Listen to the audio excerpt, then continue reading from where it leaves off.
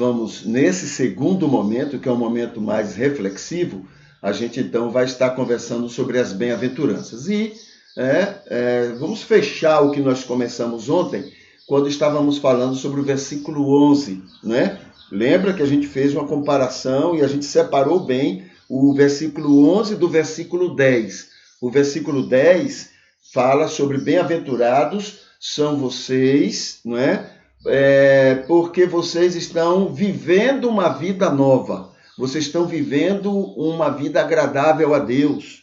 E o versículo 11 está falando que vocês são perseguidos, bem-aventurados os perseguidos por causa de mim, por causa do meu nome, por causa desse movimento que eu estou criando. Aí eu entendi, eu coloquei para a gente ver a diferença, não é? Enquanto um é perseguido, versículo 10, não é um e o outro não. Enquanto o salvo é perseguido pelo fato de estar vivendo uma vida nova, de ser uma nova criatura na humanidade, né, convivendo com as pessoas, ele também pode ser perseguido pelo fato de ser cristão. Tem pessoas fora do cristianismo que vivem uma vida agradável a Deus? Sim.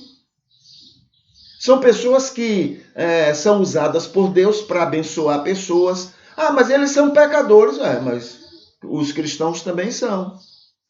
Ah, mas eles não são perdoados por Jesus e o cristão é. Jesus disse que ele tem discípulos fora do cristianismo, fora do rebanho que ele estava formando ali com os apóstolos. Então, tem gente salva lá fora também. Ok? Então, se tem gente salva lá fora também, então, qual a diferença?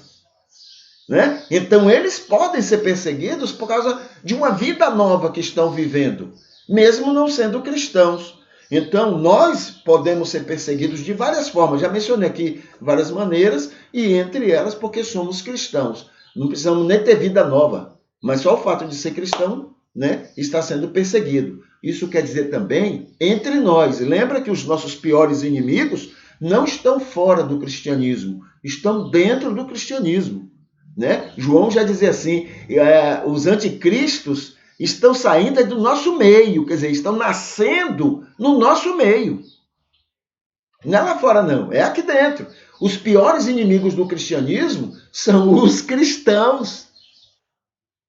São os cristãos. Né? Aí eu lembro a experiência do Gandhi, quando ele disse que, quando ele lembrou que, olha, o cristianismo, Cristo é maravilhoso. Agora, os cristãos é que não valem nada. Entende? Então, é algo a se pensar e a refletir. Então, eu estou aqui nesse estudo. Então, aqui tem religiosos contra o cristianismo. Então, a gente conversou, que pode haver esse tipo de perseguição. Perseguidos e insultados, bem-aventurados são vocês, quando são perseguidos e insultados, perseguidos e insultados pelo fato de serem cristãos, por causa do meu nome, por causa desse movimento que eu estou mexendo aí entre vocês. Quer dizer, xingados, ofendidos, mal falados e provocados pelo fato de ser cristãos, né? A gente também tem feito isso muito com as outras religiões, tá bom? Com outros grupos religiosos, inclusive entre nós mesmos. A gente degradeia muito, muito sobre esse assunto. Perseguidos, caluniados. É quando, acusados falsamente por serem cristãos. Acusados falsamente por serem cristãos, por não criar, e quem faz isso contra nós? Pessoas que não são cristãs e cristãos joio, que estão no nosso meio, convivendo conosco, nos abraçando, nos beijando e nos chamando de irmãos. Esses que são os mais terríveis, né? Os de lá de fora não sabem tanto dos nossos defeitos para criticarem, mas os que estão conosco, esses sabem, e como sabem, usar isso contra nós, tá bom? Então, os piores inimigos nossos estão entre nós, não estão lá fora. Vamos falar aqui sobre o verdadeiro culto a Deus, o que é que a gente tem hoje para a gente lembrar sobre o verdadeiro, o verdadeiro culto a Deus. Aqui eu coloquei, inclusive, uma imagem, né? O verdadeiro culto a Deus, hoje a gente lembra que é manifestar-se pela África e pelos africanos. Nós temos uma dívida enorme com eles. Nós somos maus, terríveis, como seres humanos e, pior ainda, como cristãos.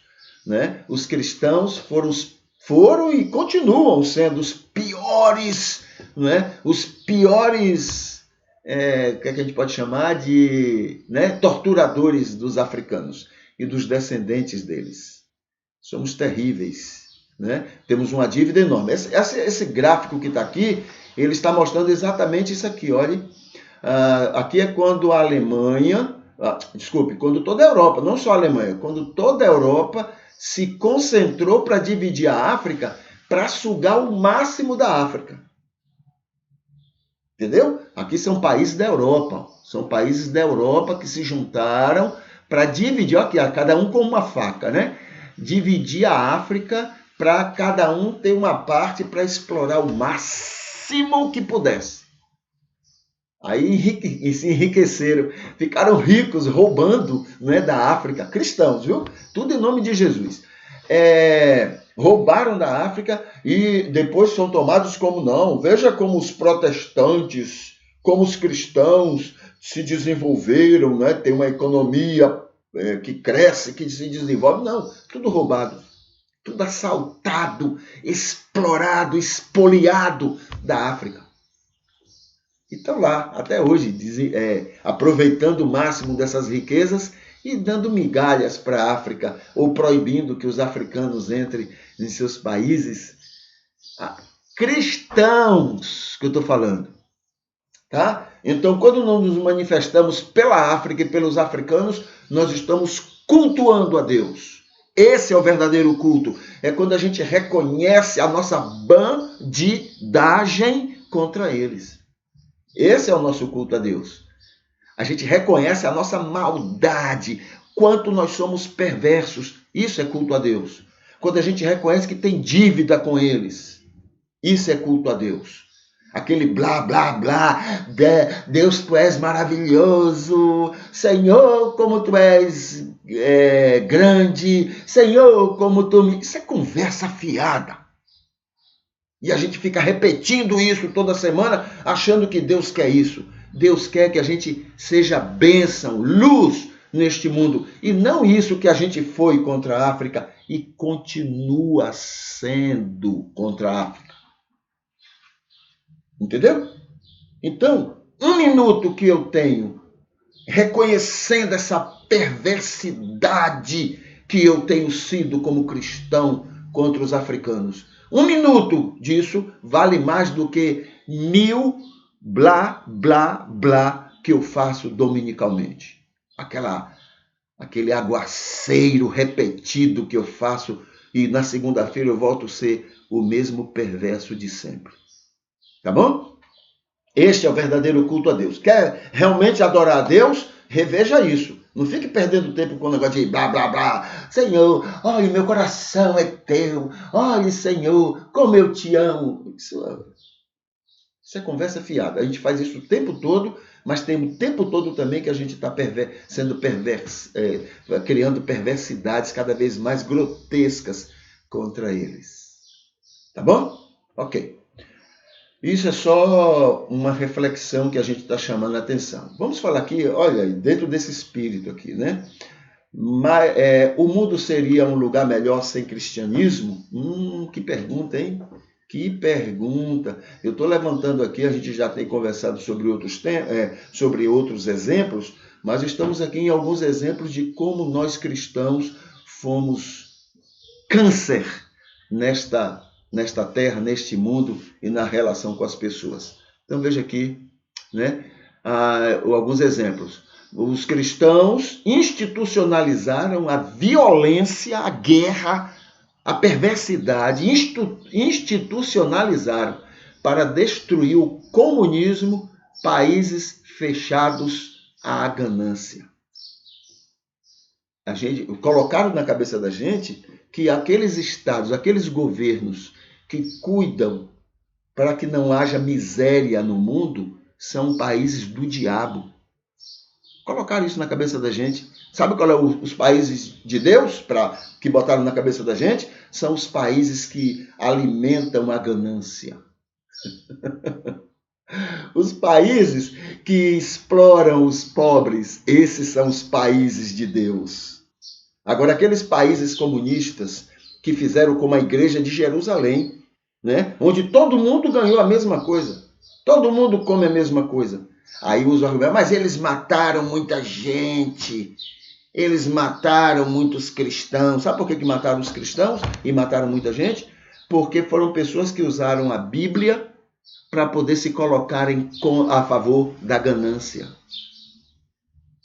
Foram pessoas que usaram a Bíblia para favorecer os gananciosos, favorecerem os ricos, os países exploradores. Então, em nome da Bíblia, não, eles pregam a liberdade. Qual é a liberdade que a democracia dá? Democracia não, que o capitalismo dá. Qual é a liberdade que tem? Quem é rico sempre vai ser rico. Quem é pobre sempre vai ser pobre. Essa é a liberdade que... Ah, não, você pode crescer, você pode desenvolver, você pode ser rico. E os outros? Quer dizer que o importante é você ser rico e os outros ficarem na miséria? Não foi esse o comportamento da igreja de Jerusalém, não. Lá em Jerusalém, quando alguém se convertia, sabe o que eles faziam? Isso logo no começo. Claro que depois o joio foi tomando conta da igreja e mudou tudo, né? Mas no começo, aquele que tinha dinheiro, além do... Por exemplo, eu me convertia, né? E eu tinha 10 patrimônios. Eu só preciso, para viver, de 3 ou de 2 patrimônios. O resto, eles vendiam, entregavam à igreja para que a igreja distribuísse com todos na igreja. Isso não é capitalismo, não. Esse é o princípio que está lá, né, para esses países comunistas. Tá? Mas colocaram na cabeça da gente, não, que esses são o diabo. Cuidar de pobre é coisa do diabo. Acabar com a miséria é coisa do diabo. Coisa de Deus é a ganância, é favorecer o rico, é favorecer a exploração do pobre, é favorecer a exploração do trabalhador. Isso é de Deus! Isso é de Deus! É isso que a gente prega. Entende? Então, muito bem. Para destruir, então, o cristianismo, né, que é a mãe do capitalismo no mundo, é quem mantém esse capitalismo no mundo, é o cristianismo. A Igreja Católica, dentro do cristianismo, ela trabalha no começo do século XX, né? Foi entendido assim, o sociólogo, né? Ele entendeu assim, a Igreja Católica trabalha com o pobre. É por isso que os países católicos não são tão desenvolvidos. E os protestantes trabalham com os ricos. É por isso que os países deles são tão desenvolvidos. Mas esses países que ele coloca são os países da Europa. E a gente viu o que foi que os países da Europa fizeram com a África. A gente viu aqui, eu falei aqui. Não foi porque eram protestantes, era porque eram assaltantes, era porque eram roubadores, escravagistas. É por isso que cresceram e se desenvolveram tanto na economia. Entendeu? Então, muito bem. Outra coisa, para promover o fascismo cristão de Hitler. Foram os cristãos que deram apoio a Hitler. Entende? Então, o mundo seria melhor sem religião? E a minha pergunta é, o mundo seria um lugar melhor sem o cristianismo? É uma coisa a se pensar, a se refletir. Tá bom? Se refletir. Pelo menos esse cristianismo que está aí, né, que a história toda conhece, esse cristianismo egoísta, ganancioso, esse cristianismo aí, o mundo seria muito melhor se esse negócio não existisse. Entendeu? Esse cristianismo que tem aí, isso aí é uma bandidagem que usa o nome de Jesus para praticar bandidagem. Tá bom? O que mais aqui? O que é que eu tenho mais aqui para falar um pouquinho? O recado aos ricos. Vamos aqui falar um pouquinho rápido, não é, sobre esse recado aos ricos. Hoje nós estamos no 20º motivo bíblico, não é, para entender aquilo que Jesus falou para aquele jovem rico. Lembra o que foi que Jesus falou para o jovem rico? Vai, vende tudo que você tem, dê aos pobres. Comunista. Jesus era comunista. Jesus era comunista. É o que colocaram na cabeça da gente, né? Era rico. Vá, venda tudo que você tem, dê aos pobres e me siga. Então, para tentar entender o que é que Jesus falou, né? Tentar entender o que é que ele disse, então nós temos aqui o 20º motivo. O rico explora as pessoas amadas de Deus. Tiago, capítulo 2, 5 a 9. Eu vou ler o texto, tá bom? Porque até não tem nem como comentar, mas o texto fala por si só. Veja só. Fazendo a paráfrase terapêutica do texto, né? Então vamos ver aqui. Escutem, meus queridos irmãos, falando para a igreja. Olhe que aquela igreja, a partir dos anos 40, a igreja de Jerusalém, agora era dominada pelo joio, tá? Então ele escreve para isso.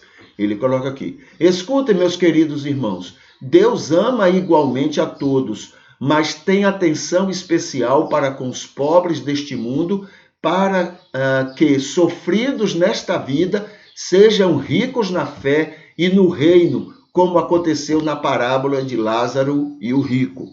É uma paráfrase, entendeu?